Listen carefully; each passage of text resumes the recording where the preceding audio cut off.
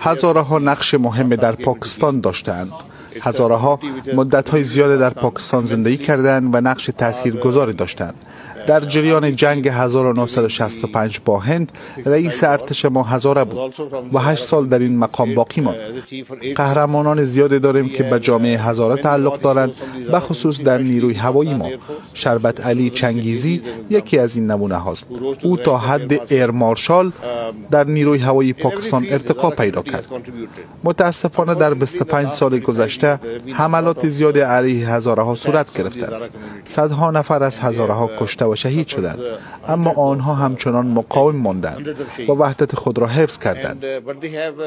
هنوز روشن نیست چه کسانی با چه اهدافی به هزاره ها حمله می کنند. آنها رنج های زیاد متحمل شدند، اما همچنان به پاکستان وفادار ماندند و همواره برای بهبودی پاکستان به خصوص در کویته بلوچستان تلاش کردند.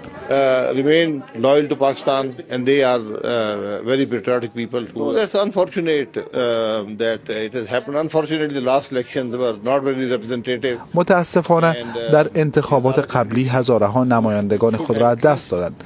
آنها حداقل 2 نفر نماینده باید در پارلمان ایالتی بلوچستان می داشتند. با این حال هزاره ها در احزاب ملی پاکستان حضور دارند، احزابی که تنها به هزاره ها تعلق ندارند. در همین حزب که ما داریم فاطمه عاطف از بنیان گذاران آن است. در واقع هزاره ها حالا با بخش از نظام سیاسی پاکستان تبدیل شدند، البته نه به عنوان یک جامعه.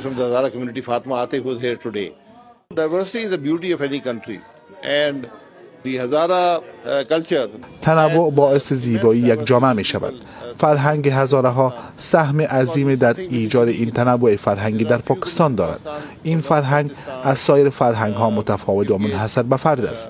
در پاکستان گروه های محدود قومی هستند که فرهنگ های منحصر به فرد دارند، مثال بلتی ها، گلگیتی ها و منطقه چترال. فرهنگ های آنها به ماورای پاکستان از جمله چین، تبت و مغولستان نزدیکی دارند. این فرهنگ ها به غنای فرهنگ موزاییکی پاکستان می افزاید.